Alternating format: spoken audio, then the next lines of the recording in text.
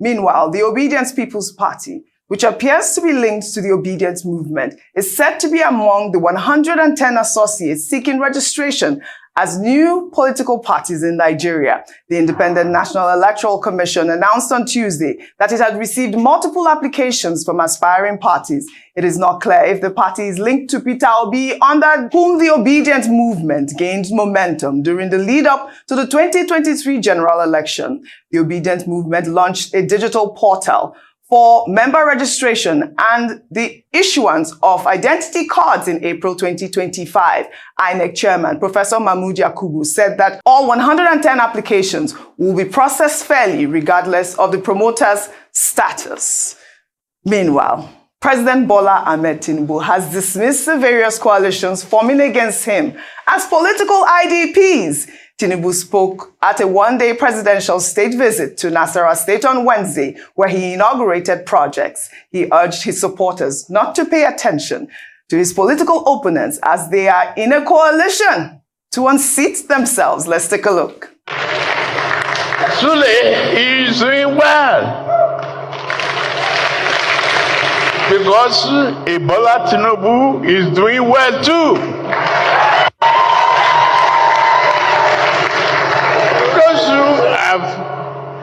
Those who trigger the alley politics and the partition of coalition, suddenly, just don't pay them any attention. They are the political IDPs.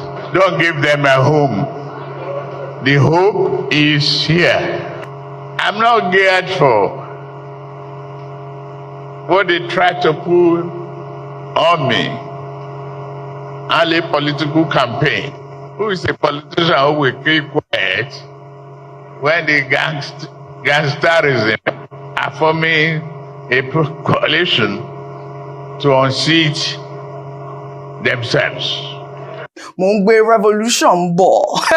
You know, every time I hear him speak with so much confidence, I'm so, you know, I mean, he's saying that the coalition parties, you know, we should just disregard them, but we are seeing, you know, 110 parties registered, and we've seen this new Obedient party being among them. What are your thoughts really quickly? Well, of those 110 parties, my favorite was Village Intelligence Party. That was the party for me, and I'm behind them 100%. On a serious note, we know that, you know, almost every seasonally, Inec does deregister parties from the political register, and it's always in huge numbers. So it's no surprise to see this huge influx of, you know, potential parties coming to the table. It doesn't mean all of them will be successful, and it doesn't even mean all of them have, it's not easy to register a political party in Nigeria because you need nationwide representation. You need, the things that are required are quite cumbersome. So of course, of these 110 applications, it will be narrowed down,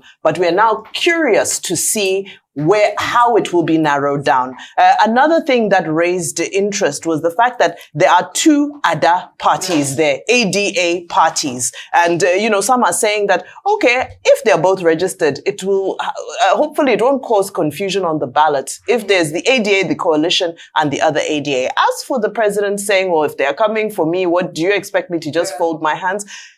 That's just the reality of it, is that, but what we implore is that he should not respond with politicking. We want him to respond with good work and more good work and more good work. That is how you silence your opponents. That's how you silence your opponents. On party registration, just to say that Samuel Lumekun, the spokesperson of INEC, has already said that what they have received is expression of interest, not formal applications. And out of these 110, only 10 have submitted expressions of interest. However, party registration is guided by law. Section 221, 222 of the 1999 Constitution, Section 75, 76, 77 of the Electoral Act 2022, and INEC guidelines and regulations is after following all these provisions under the law that you can even formally apply for registration. All right. And the process, you know, has been articulated by INEC. You have to even get from EC 15A sub 1. All right. It's when you get that you can begin to talk about formal registration. What we can say is that INEC should be fair to all parties concerned, and there should be no discrimination. Well, all right. Well said. We'll take our story now under a map.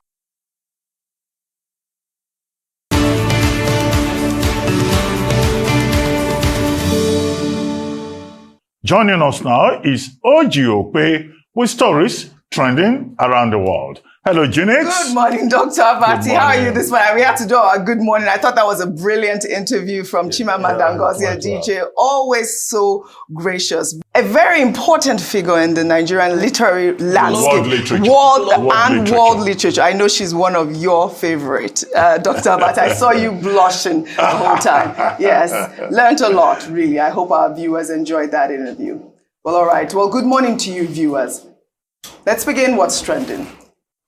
The demolition of a property belonging to the brother of Labour Party leader Peter Obi has sparked a debate online regarding the controversy surrounding property rights and the rule of law in Nigeria. On Tuesday, Peter Obi stated that his younger brother's company's property in Ikeja, Lagos was demolished without a court order or proper notice, despite efforts to intervene and seek an explanation. No legitimate reason or authority for the demolition was presented.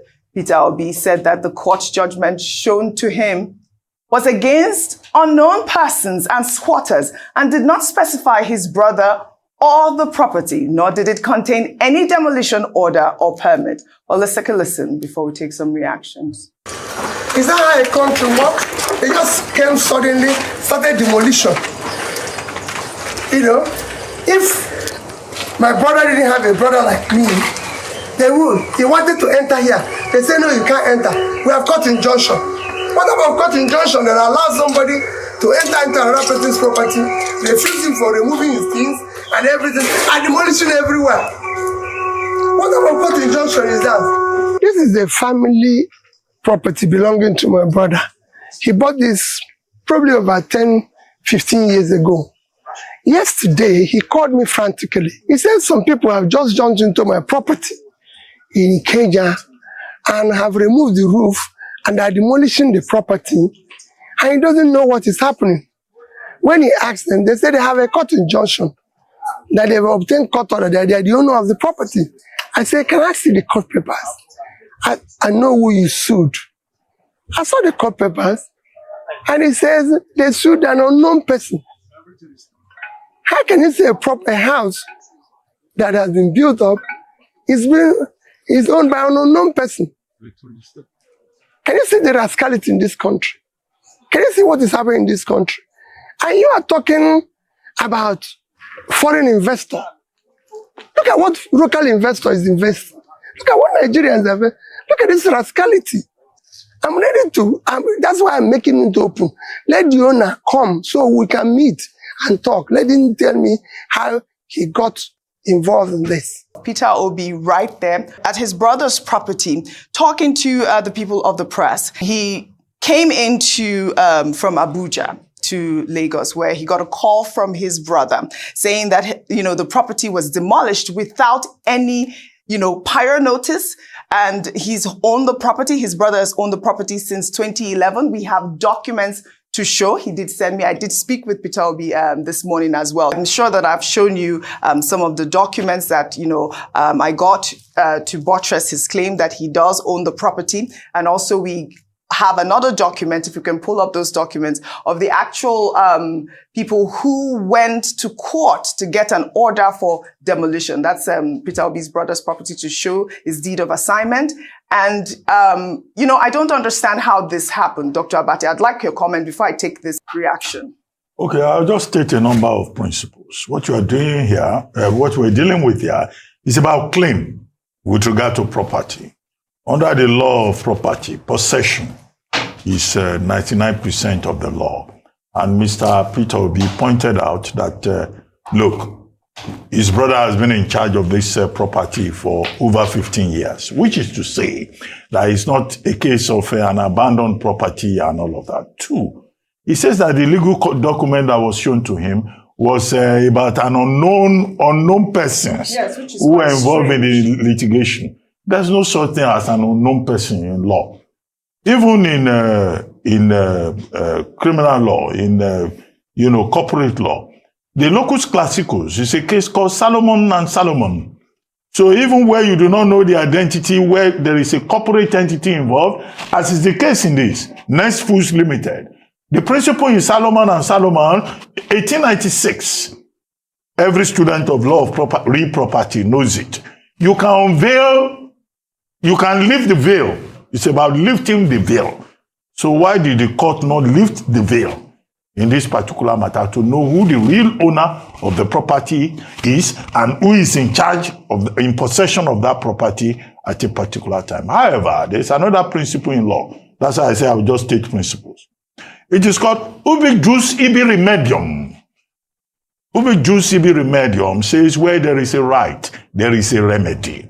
If Mr. Peter Obi and his brother are saying that they have a right to the property, the appropriate place to go is still the same court of law to assert their rights and to prove their rights. So this is a matter for lawyers, to go back to the same court and say, well, this property does not belong to an unknown person.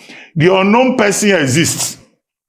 Okay, you have the duty to lift the veil. We have helped you to lift the veil. Then let the legal contest begin. But the general issue that can be discussed on television that Mr. Peter Obi raised is that if there is lawlessness, if you don't respect the rule of law, then you discourage investors, whether they are local, like his brother, running Nest Foods, or they are foreigners.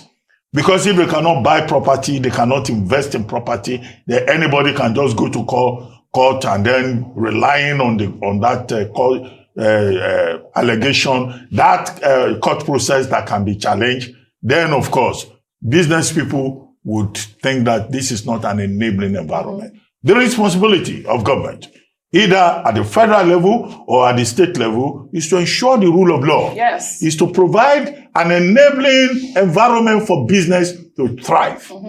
Those points can be made at the level of argument, either by the litigant or on television. But the place to go to seek remedy is, in this particular case, as in others, the court of law. Yeah, and I believe that Peter Obi has gone to court at this point. But my issue really is the lack of due process. A property that has been there for 15 years, there was no contact made. Until now, I believe Peter Obi is saying that the person who ordered the demolition of that property has not reached out to him till as we speak at this moment. The owners also sleep on their rights. Yes. There's also something I understand. about sleeping on your rights. Yes, I understand that. But the place to go is court of law. Yes. With due respect, Dr. Abati, we talk like we don't know Nigeria sometimes. And that's the part I don't understand at this table.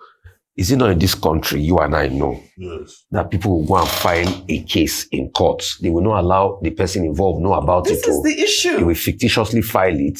And when it's almost time, they will just, maybe what happened last week. When they went to file another case against Natasha, it was just because a lawyer went to court that discovered them. They didn't serve them.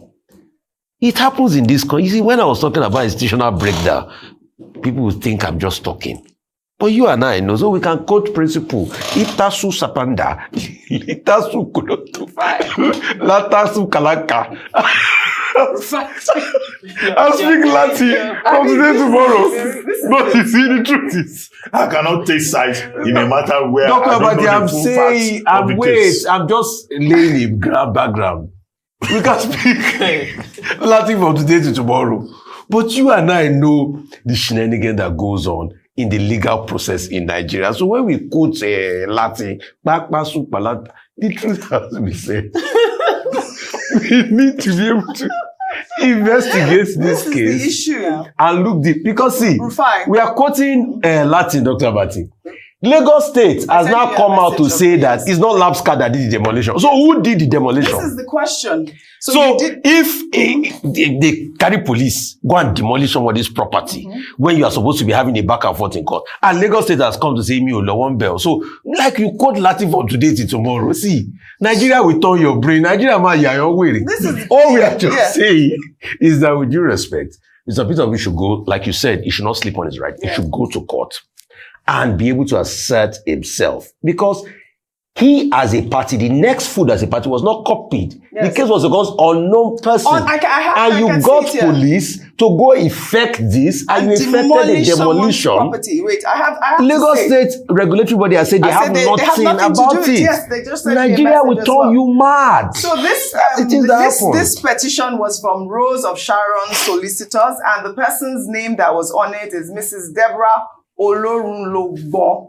I mean, Peter Obi is a public figure, and we have come out with this story. At least let us know really how this happens in Nigeria. I can't believe that I'll be waking up one day and then someone will just come and demolish my property. That's what it appears to be at this point. No institutions. It's not the only thing that is happening. It's not the first time. Also, I would like to take Betty Akeredolu's tweet. I'll read it in part. And, she wrote, my brother, sorry about what happened. Like Lagos, like Owo.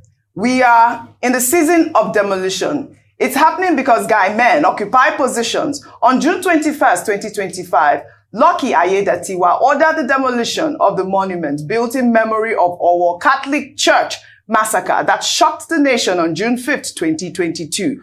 What kind of leadership defiles the memory of innocent souls in such a callous manner? Lucky Ayedatiwa's demolition of Owo Church Massacre Monument is not only an act of profound insensitivity, it is a desecration of sacred ground. That monument was built by my late husband, Governor Oluwarotimi Akeredolu, SANCON, a son of Owo, was a solemn tribute to lives violently cut short in a house of worship. It symbolized collective mourning, remembrance, and healing. I mean, this was part of her tweet, and she's completely apt. How do you demolish such monument without due process? We have videos of the demolition, if you can put that up. And this is a sort of conversation. Because, it's an aberration. So, do you want to remove the memory that people died? Yes, this is it that people didn't die? Yes, absolutely. Can you untie the people that died? Nigeria, all right. So, if you say, oh God. All right. We'll follow up on the story as always. Well, and we'll get Dr. Abati is laughing. Well, I guess we'll get an account of the people who sent those people to demolish Peter Obi's brother's property. So, guys, away from the demolition that happened in Lagos, let's quickly take a look at this headline. But before then, I just want to say that many people, like the Yorubas, have been dragging Peter Obi that he made false accusation. Peter Obi needs to apologize and all that. Peter Obi is a very plain man and he does not complicate any issue. If you check out what Peter Obi said in that video, he just talked about how there's a lot of criminality. Peter Obi did not accuse the state government. He did not accuse anybody. He just talked about how they came in and demolished a property without allowing his brother to take anything out of that place. Now, what kind of criminality is this? Where is the court warrant? Where is the court authority to demolish? They could not provide. You can imagine you are fighting with somebody, you don't even know who you are fighting to. Now, these people claim that, okay, that there was a warrant by the court, there was an order to demolish, that they came, they don't know who owns the house, they've pasted the order 3 times, nobody showed up, that's why they came. You came to demolish somebody's property. And you decide to demolish everything without them taking a pin. See, the Igbos have gone through a lot in this Nigeria, honestly. That's why when people start agitating now, they will say, why are they agitating? IPOB is terrorists. Because you're agitating. The humiliation people go through in this Nigeria is horrifying, Now, when you look at what is happening, see the Fulanis. They've been making videos on the Benue attack, that one is number 1, that they are communicating. Nobody is being arrested. You can imagine when Ezendibu in Lagos said they were going to call IPOB members to come protect their properties when their properties were being demolished. Guess what? They picked him up, locked him in jail for, I don't know if it was up to almost 2 years, because he was there for more than 1 year. The Igbos they undergo a whole lot of, humiliation in this country. And that's why people are calling for secession, because there's no fair treatment in this country. Anyway, guys, away from that topic, we just hope the Lagos state government has equally come out to say that they were not the one that ordered the demolition. The question remains, who ordered it? Under what circumstances did they come to demolish somebody's property? Nobody was there and they couldn't pick out even a pin. Anyway, we look forward to seeing how that is going to unfold. And let me just take this headline that says Nigeria military declares 3-day mourning for 17 soldiers spied by bandits in Niger State. So, guys, you know that Nigeria has been boiling. Nigeria is under siege, all over the country. By human life worth nothing in this country. I've not seen even places like Afghanistan, Pakistan, Iran, Iraq, those places we used to know for attacks, they are now relatively calm.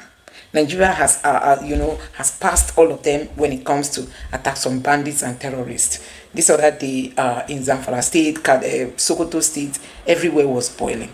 Now, let's take a look at some of the reactions from Nigerians, from these streets that the Nigerian army has finally declared 3-day mourning for soldiers. People have been criticizing the Nigerian army. You are looking for young Nigerians to join the military, but you don't know how to treat the ones you have. You can't treat them fairly. People buy it to mean nothing. Thank God they've started declaring days for mourning. At least let it be that they have some they can relate with the family that is going through this pain. Now, this person said, have they leveled the place or treated the audacity yet? When you continue treating terrorists with kids' clothes because of religious sentiment, this is what you get. We allow terrorists and jihadists to infiltrate the military and make it their home, and we tolerate them. And we tolerate them and turn our military into a shameful embarrassment. This is the result. The terrorists do not fear nor respect the military again. In fact, sometimes it's hard to tell them apart, because they wear military uniform. I hope we get a president that will overhaul what we currently have, because it is a shame to hear that the military is having peace talk with pardoning terrorists in one part of the country and killing separatists in another. This person is not even an Igbo person. I think his name is Kashami. Kashami. It's not an Igbo name, but it makes a lot of sense. The Nigerian military has done its worst.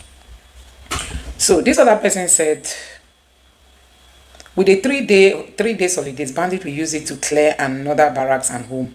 Why not use the anger hunt? Why not use the anger, hunt them in the bush? I think this makes sense, And another person said, but the bandits will be integrated into the society and as repentant bandits. Bro, they are terrorists. There is no room for forgiveness. Only God forgives terrorists. That will be the end. I'm sure they won't compensate the families massacred by their so-called repentant Boko Haram and ISWAP jihadists. It's well, Nigerian military. This person even had to add the Nigerian military. And then, I think this headline says, repentant terrorists kill 48 soldiers, security operatives in Zamfara. This is coming from Parallel Fact. Repentant Boko Haram bite many. It's really so sad. Sad. And this one says, happened in the southeast. They're happy we declare level the place. This English is somehow, I think it's trying to say that if it was to be if it happens in the southeast, they happily will declare level the place. Happen in the north, the military will declare 3 days mourning. It be things. It be like, I think he's just trying to compare the north and the south. This one says, shame on you guys, owner good them. Don't collect money from insecurity, cash out. Still rebel you guys. These small rankless soldiers should resign because their bosses know who the bandits are and have been warned not to touch them. Nigeria needs no military men. This person said, this should be the end. A national mourning. This should be the end. A national mourning for our gallant troops, but our president does not care about them. Are they not getting national honor? Okay. Are they not getting national honors and houses as those ones who were buried in Delta court? Anyway, people are reacting that the military is quick to declare days of mourning instead of fighting Boko Haram and taking the battle to them and ending their menace on the country. Anyway, let me know what you think about this in the comment section below. Please don't forget to subscribe to the channel and turn on the notification bell. Thank you.